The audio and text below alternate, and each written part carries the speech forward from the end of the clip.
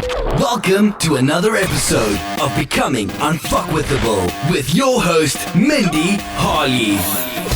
Warning, listening to this podcast might cause you to shatter your limited beliefs, recognize your potential, and motivate you to be the best you can be. Other side effects may include, but not limited to, grabbing life by the balls, taking no crap from anyone, becoming an unstoppable force at various aha moments to get you thinking outside the box.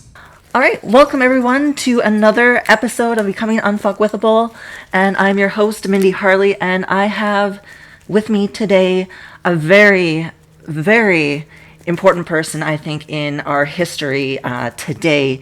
His name is Arthur Firstenberg, and he is an American author and an activist on the subject of electromagnetic radiation and health. And he's also the founder of the independent campaign group, the Cellular Phone Task Force.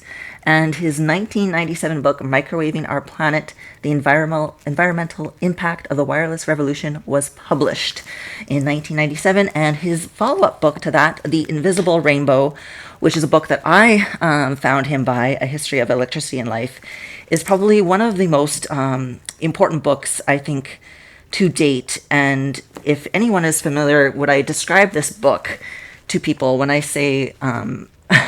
when I try to explain this book to people and what it's going to do for them, and a lot of people talk about Michael Pollan and how to change your mind and what he's done for boomers and psychedelics, Arthur Firstenberg explains to us electricity and our health in a way that is so encompassing that many times I actually cried, Arthur, when I read your book at the damage and the detriment to the environment that electricity has been doing to our earth and to us humans all of these years. So I really want to thank you for being on the show today, and I really want to thank you for your time today as well, Arthur.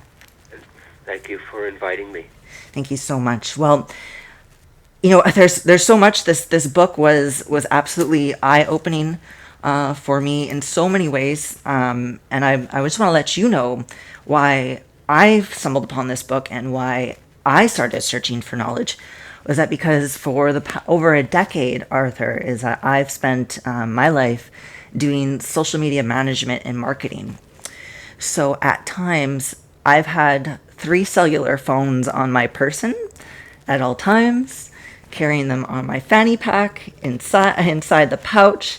And I was getting awful headaches. I was getting sick. My health was, there's just something not right. And I was getting immense headaches all the time. And I knew there was something wrong. And I had run into a woman that was selling specially protected EMF protection wallets and everyday lifestyle bags and everything. And I went, whoa, wait a second. What's up with this? And she started explaining it to me. And thus I went on my search for knowledge, and I found you. And your story also kind of begins with affecting your health as well. And I was wondering if you could kind of let our readers know, our listeners know, how your journey started into this. I was a medical student at the University of California, Irvine. And was having dental work and complicated, problematic dental work, and I had a whole bunch of x-rays that did something to my head. And suddenly, one day, and when I went back into the hospital the next day, I could feel electricity from all the electronic equipment that was in the hospital. That was my introduction. And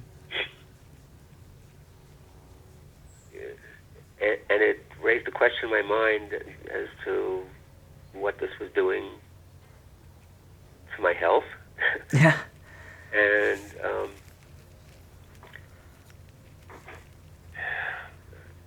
I started thinking about it, and during towards the end of my third year of medical school, we were having surgery rotation. And I noticed that every time I assisted at a surgery, I would have crippling pains in my hips for the next 3 days. Oh, wow.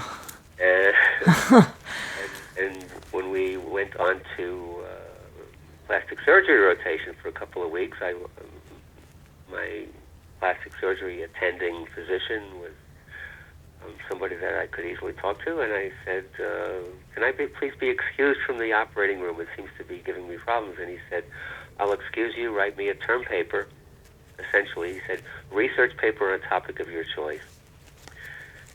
And so I took him up on that, and I chose the effects of radiant energy on living organisms. Mm-hmm. This was in December of 1981. And I went to the library, the medical school's library, to see if there were any articles I could find on it. Not only were there articles I could find it, there were books on it. Not only were there books on it, there were shelves worth of books on it. There was a whole bookshelf that had mostly articles and books and scientific studies about electromagnetic fields, electromagnetic radiation, and health. Yeah. And that was shocking to me because we were not being taught that in medical school. But all the knowledge was there. All the knowledge was there. And so that was my first research paper on the topic.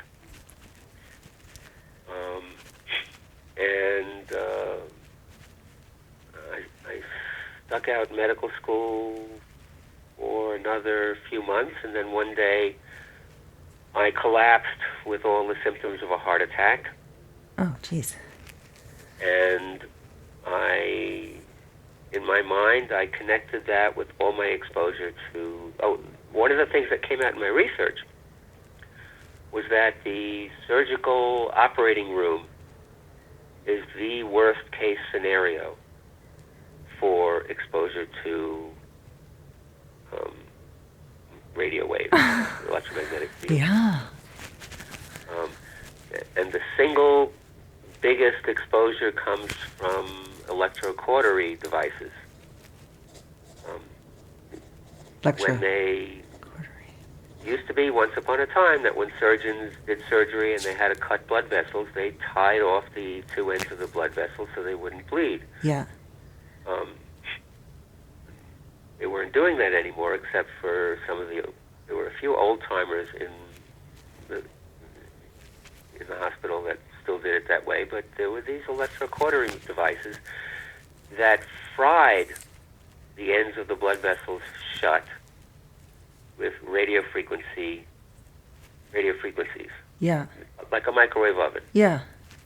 And so they did all surgeries by with the patient laying on a metal table, and the table was grounded, and this electrocautery device applied radio frequency energy to the point on the body that it touched. So when you touch the device to the end of a bleeding vessel, yeah, it delivers RF frequencies, and it fries the thing shut.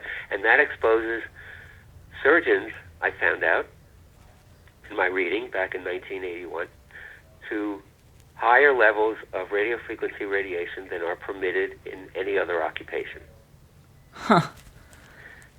And that kind of confirmed to me what was going on in my body after I assisted at a surgery. Anyway, a few months later, I collapsed, quit school.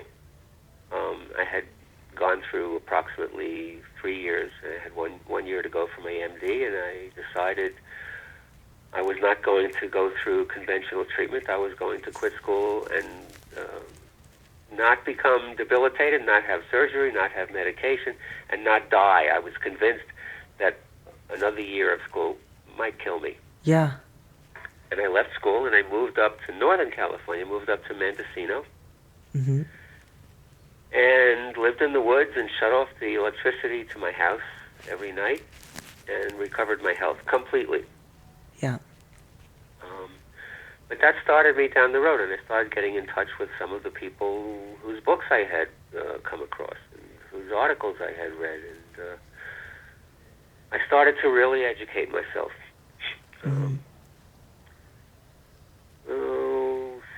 15 years later, I was living back in New York City, 1996,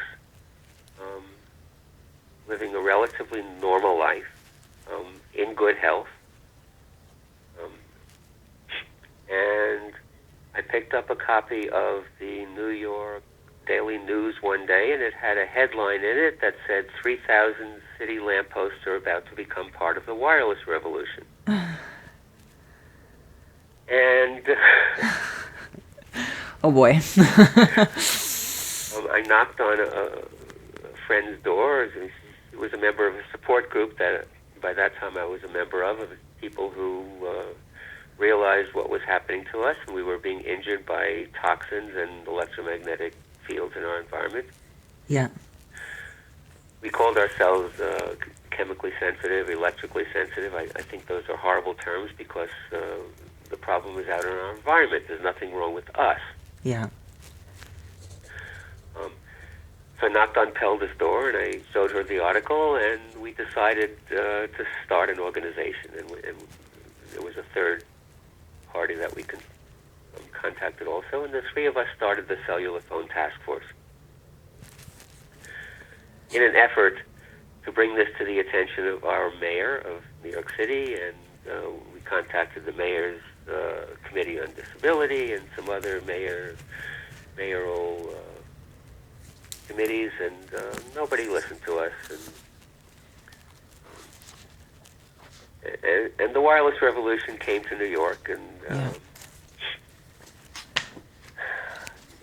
it gets even more dramatic. I was up, I started to correspond with activists all over the country who were working on the same issue. And there was a law conference sponsored by the Vermont Law School at the Killington Ski Resort up in Vermont. Yeah.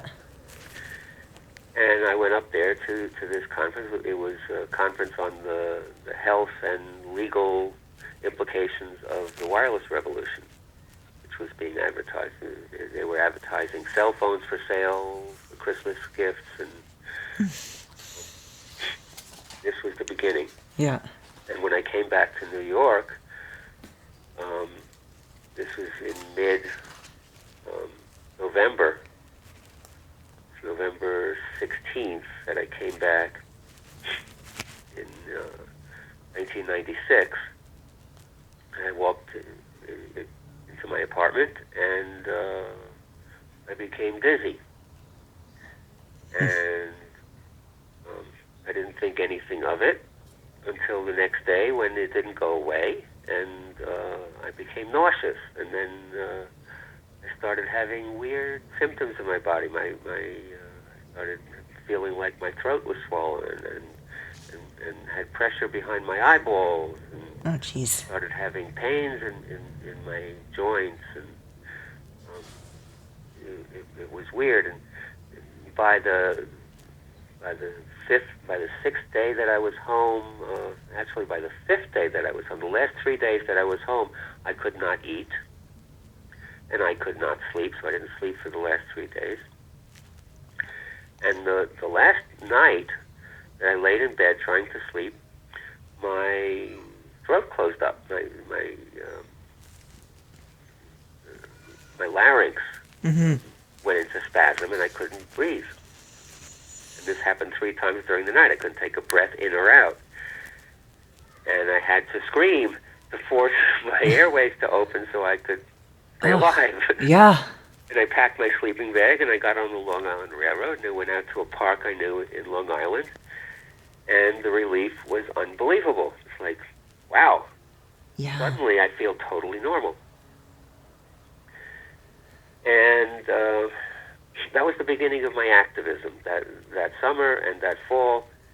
And I moved upstate. I didn't have a car at the time. My nephew lent me his, actually he gave me an old car that he he had two, and he gave me one of them, and I started driving, and I found a town upstate New York, Norwich, New York, that did not yet have any cell towers. Yeah. What had happened was the day before I arrived back in New York on the 16th, OmniPoint Communications, which is now called T-Mobile, had gone commercial in New York City. Mm-hmm. They had put 600 cell sites, base stations, on top of apartment buildings. It wasn't yet on lampposts. Oh, They jeez. turned them on the day before I got home. So that's what had happened. Yeah. Oh my gosh. So from my motel room in Norwich, I communicated with Pelda in New York, and Bonnie, the third person who was helping us, and we put an advertisement in a free New York City weekly newspaper that was in boxes on the sidewalks that you could pick up, and we put an ad in that said, if you have been had any of the following symptoms since about November 15th, and we listed them: headaches, dizziness, nausea, pressure behind the eyes, swollen throat, joint pains, heart palpitations, etc. We want to hear from you. And we heard from them. Yeah. Hundreds of people contacted us from all walks of life, men and women, rich and poor, that suddenly, in the middle of November, had woken up thinking they were having a stroke or a heart attack or a nervous breakdown. And that was the beginning of the core of what is now a worldwide organization, the Cellular Phone Task Force, that I still head up. Mm-hmm. I did not expect to. I thought I would do it for a maximum of 5 years.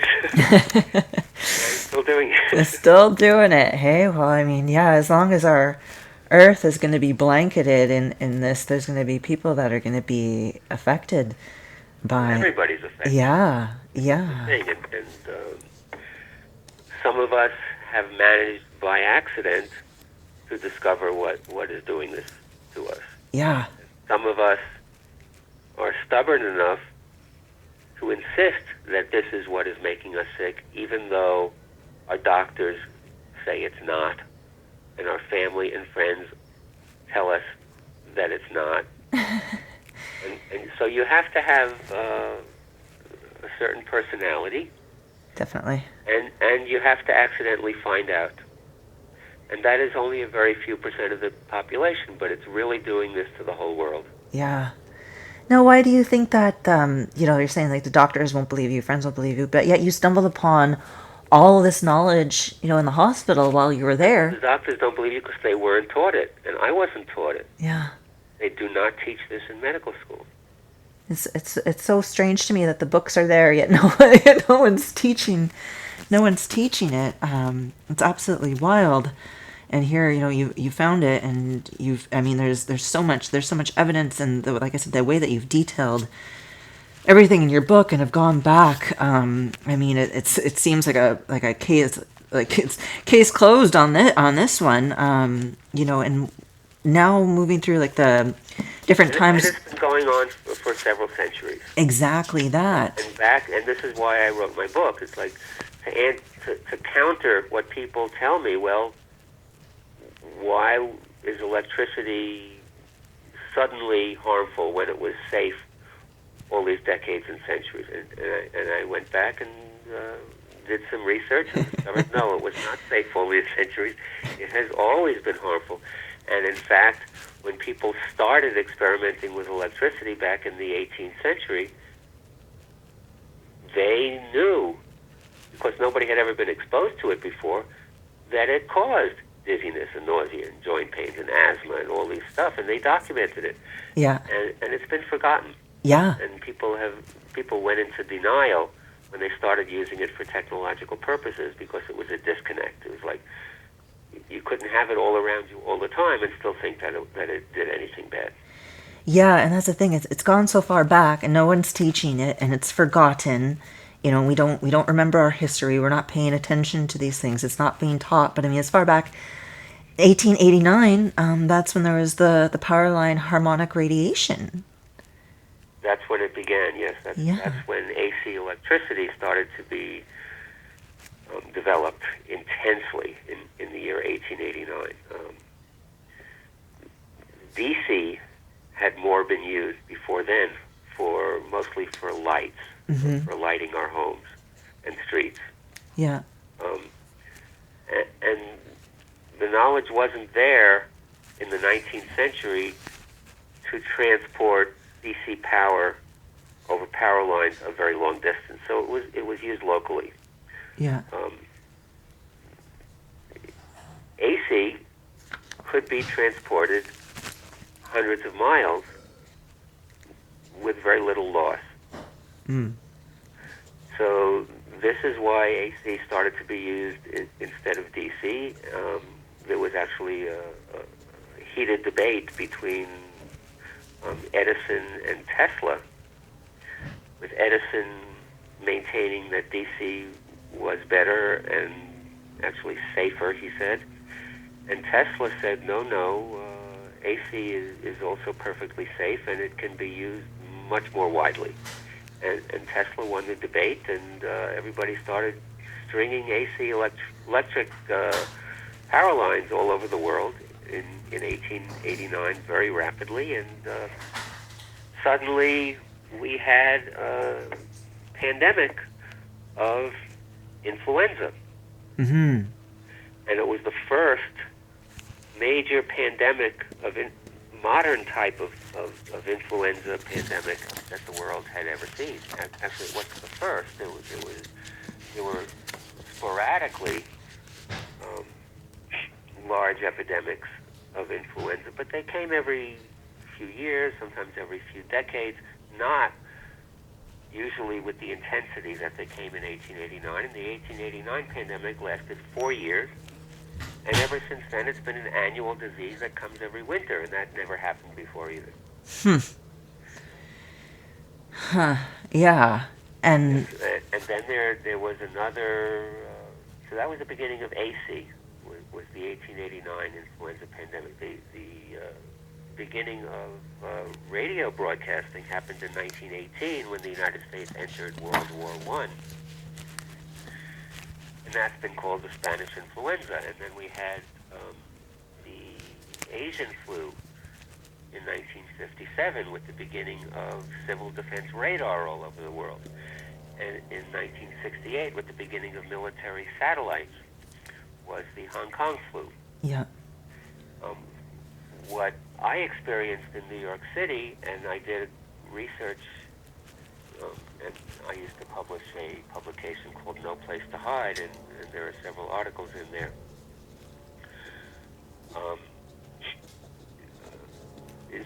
Was what I experienced in New York City, how bad was it?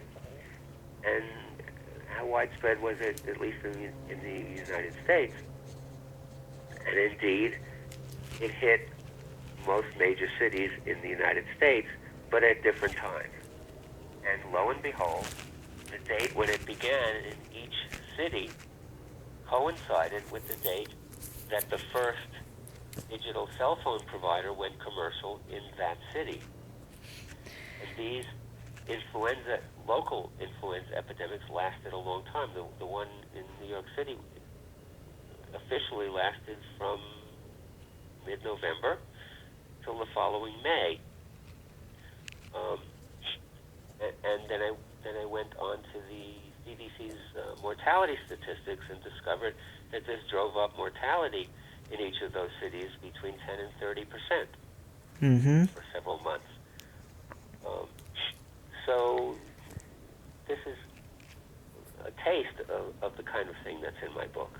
Yeah, and now here we are, with the wireless, and then HAARP, and I understand HAARP is, they did manage to get funding. I noticed in your book you mentioned that, and I was looking online, and I guess HAARP did manage to get funding again to stay active or something. Do you know any updates on that? it was offline for a year or two. Yeah. Because the Air Force had experimented with it and decided that there was a better way to communicate with submarines. So they let it go, and instead of dismantling it, because scientists still wanted to do research, it was given to the University of Alaska. Yeah. And they are operating it. They are still operating it. They are still operating it. One other thing about influenza, I call influenza acute electrical disease. Acute electrical illness. At least that's what I called it in my book. And chronic electrical illness is anxiety disorder, which used to be called neurasthenia in the 19th century until Sigmund Freud renamed it anxiety neurosis. And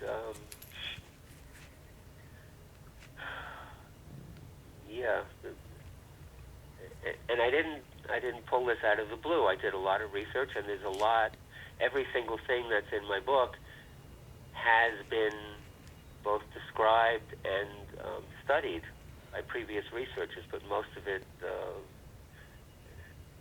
it's there for anybody who wants to research it. Most of it is peer-reviewed.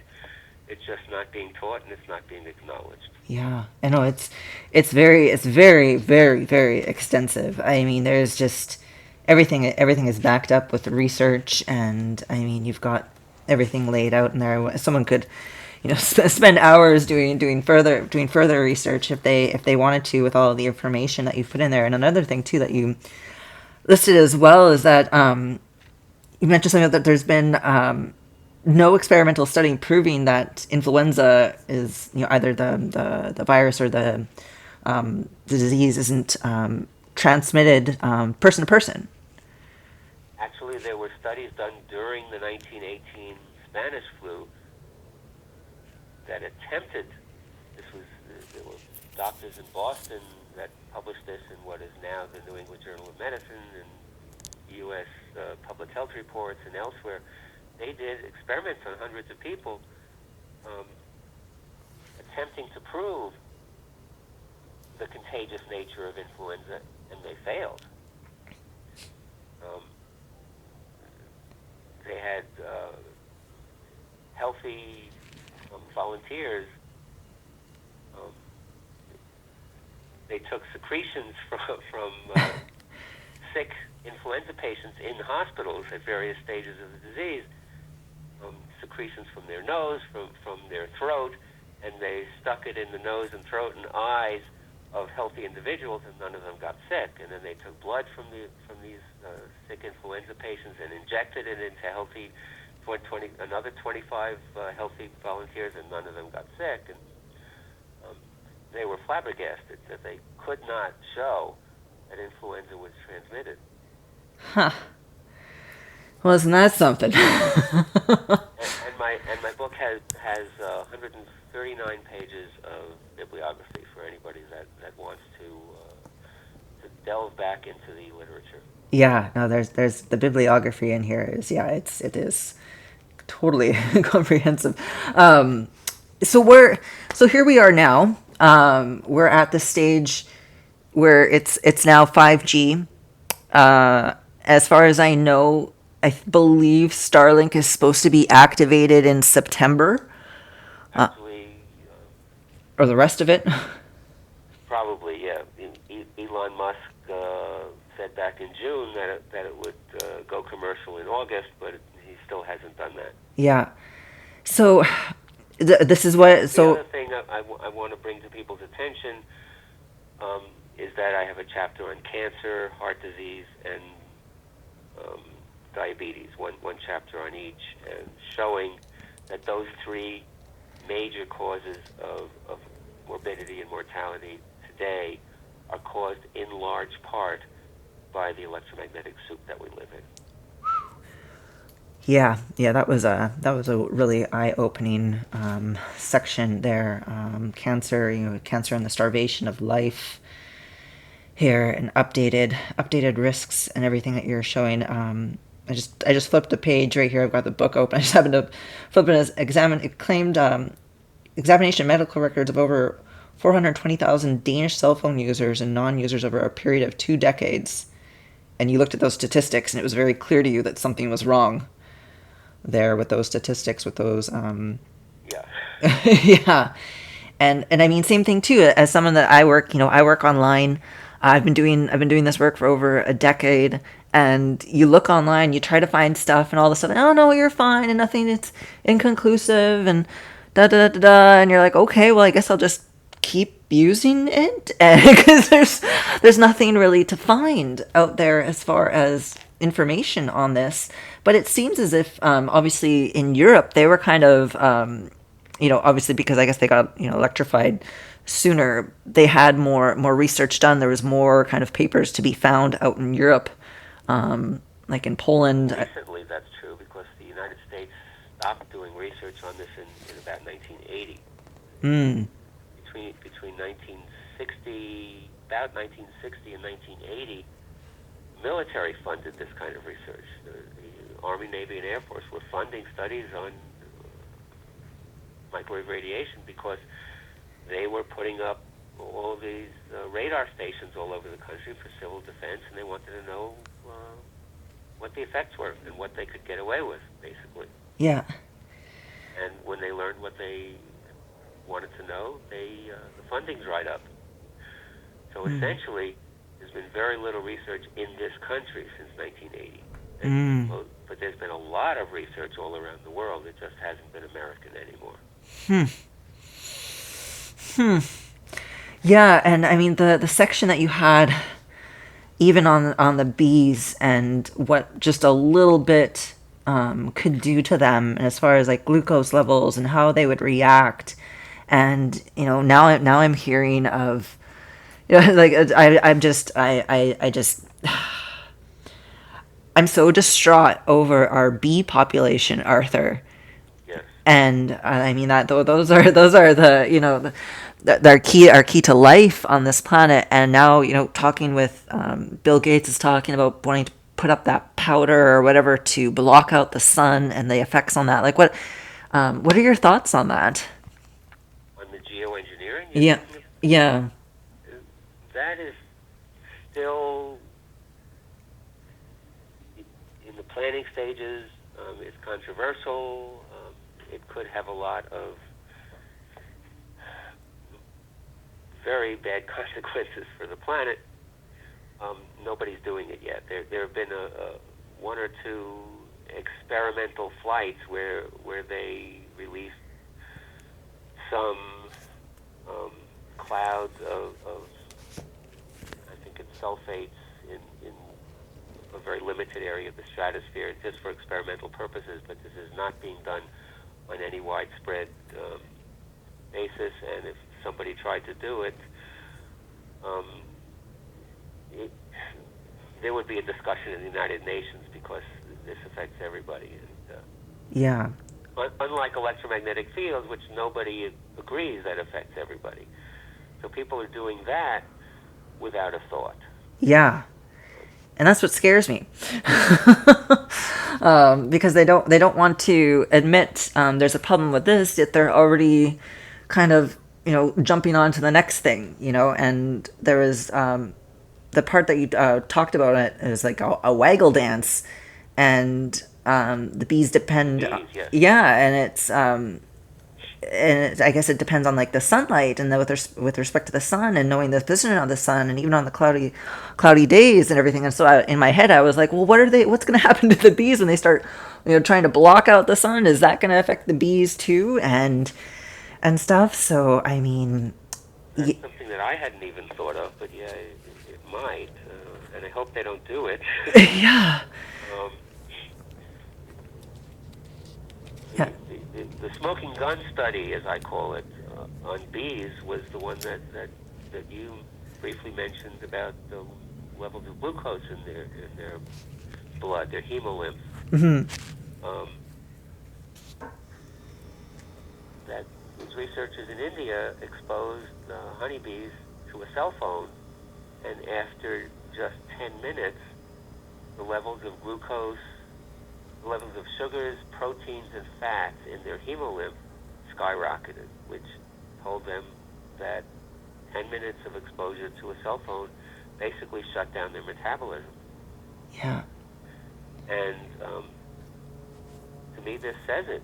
You start irradiating the planet. The smallest creatures with the highest rates of metabolism are going to die of starvation because they can't digest their food anymore. Yeah. This is what is happening to the whole planet. But slower or faster, it's happening to all of us. Yeah, it really is. Like you said, it's the canary in the coal mine, as far as what's to be expected for the rest of us here. Even though, and it really, to me, I find it funny because we're electromagnetic beings. We everything in this earth, we're connected, and with the birds, the butterflies, and dolphins, all go on, and they follow these invisible the patterns, and that we can't see, that we're not aware of, or there's heat waves and we can't necessarily see them, but even though we can't see them, it's be ignorant to think that we're not affected by them as well, or we're not tuned in the same way that the rest of nature is as well, that we are not separate from the earth. We are a part of the earth.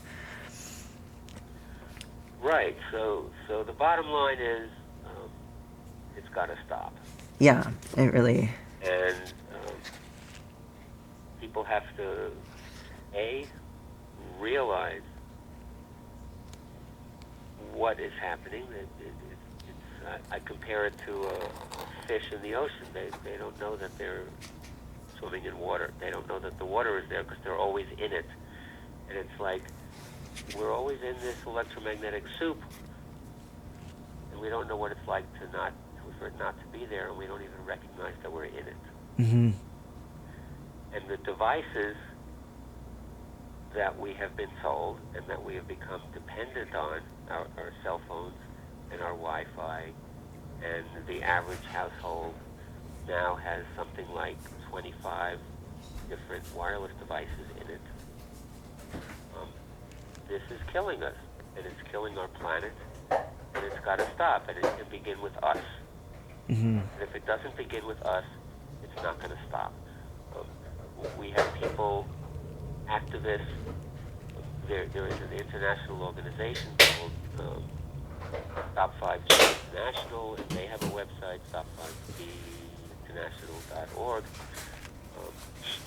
and they do periodic protest days internationally throughout the world. Oh. There are lawsuits going on, and I am in the middle of one of them. We're about to bring a lawsuit to the United States Supreme Court because we just lost in the 10th Circuit Court of Appeals. There is a law. Everybody has heard of the Telecommunications Act of 1996. There is a paragraph in that law that says that cities and states, it says states and local governments may not regulate cell towers on the basis of health. That's basically what it says. Huh. And that has absolved the telecommunications companies of any liability for putting up cell towers. Oh. Because if you go to court and say, I've been injured by this antenna outside my bedroom window, the court is not allowed to hear your case because they are an arm of your state. They're part of state government, and this 1996 law says that they're not even allowed to hear your case. Oh, jeez. So this is why. Ugh. That's why it was put in that law, and this is why we're before the Supreme Court right now. We have to file in the Supreme Court by October 25th. Oh my gosh. There are lawsuits going on. There are protests going on. People are trying to rouse public awareness in various ways. And people have to start throwing away their cell phones. Yes. Until that happens, the demand will not stop. And if the demand does not stop, the infrastructure will keep on going up, and the satellites will keep on going up, and we're not going to have a planet to live on for very much longer. And this is what I'm about these days. Yeah, and even like the damage, what it does to the soil, and everything in Germany that you detailed in the book was just absolutely mind-blowing, what it does to the soil as well. Yes, yeah, it acidifies the soil, and this has been blamed on acid rain, but it happens even in pristine environments where there is no acid rain. And with the FCC and talking about that and everything, and there's another gentleman that you talked about in the book, and he made this comment about there's other forces that don't want this to come out, and even going for a motorcycle ride and having a near-death experience. Do you believe? Are at times do you feel that there are these forces out there that are making it harder for your work to be heard, or for the truth to come out? Well, yeah. There is that. There is also universal denial. Mm-hmm. Everybody uses cell phones now. Yeah. The telecommunications industry, all telecommunications industry officials, the people that are rolling this out, they're dependent on cell phones. The military, the government, everybody that is putting up more and more powerful radar stations all over the world. Everybody that's doing it is dependent on this technology, and they don't really think it's harmful. Yeah. There were, part of it is our economic system. Yeah. Under communism, the Soviet Union had much stricter radio frequency exposure standards than we did. And in fact, that is still true. And the strictest in the world, I think, is in Poland. Oh, yeah. Yeah. But with the fall of the Iron Curtain at the end of the Cold War, and the entrance of capitalism into that part of the world, all the telecommunication companies went over there as well, and they started selling cell phones to the whole population. And those standards are basically not being enforced. And the people that did all the research that led to the development of the stricter standards, they're dead and gone, and the new generation has grown up, and they don't really know it. And it's denial, it's economics. The telecommunications industry has grown up to be the mover and shaker of the world economy. It rivals the fossil fuel industry. It's probably a $20 trillion industry today. Yeah. And it's hard to shake. It's not that there's some deep state that is pulling the strings, that is trying to do this to us. No, everybody's dependent on it. Yeah, yeah. Yeah. And looking ahead to the future, they're already, I noticed in your newsletter that you have, they're already on to the next. Like, there's talks for 6G now and everything. They are definitely hard at work planning for 6G. Oh, boy. And right now, currently, too, I guess, your next battle that you're fighting as well is with the implementation of smart meters. We actually stopped smart meters here in New Mexico. Oh, excellent. Smart meters are not cell towers. The Section 704 of the Telecommunications Act says no state or local government or instrumentality thereof may regulate the environmental effects of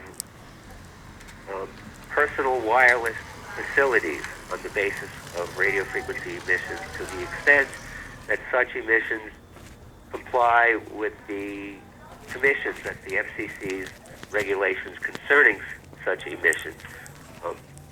Smart meters are not personal wireless service facilities. So we were able to go to our Public Regulation Commission and talk about health. And they were allowed to listen to us because these are not cell towers. That's one of the reasons that they denied our electric utilities application for smart meters here in New Mexico. Wow. Well, at least there's a win on that. At least there's a win on that for sure. So, do you feel now where we are, with this whole situation of COVID, this is just merely because of the introduction, or has a big part to do with the introduction of 5G? Then? I think it plays a large part. Yes. Yeah. Yeah. I'm not a virologist. Mm-hmm.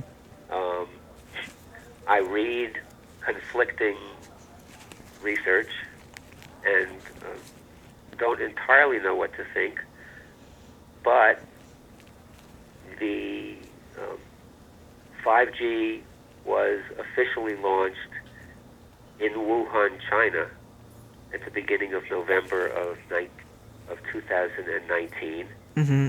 which was a couple of weeks before the first cases of COVID-19 were ultimately discovered. Mm-hmm.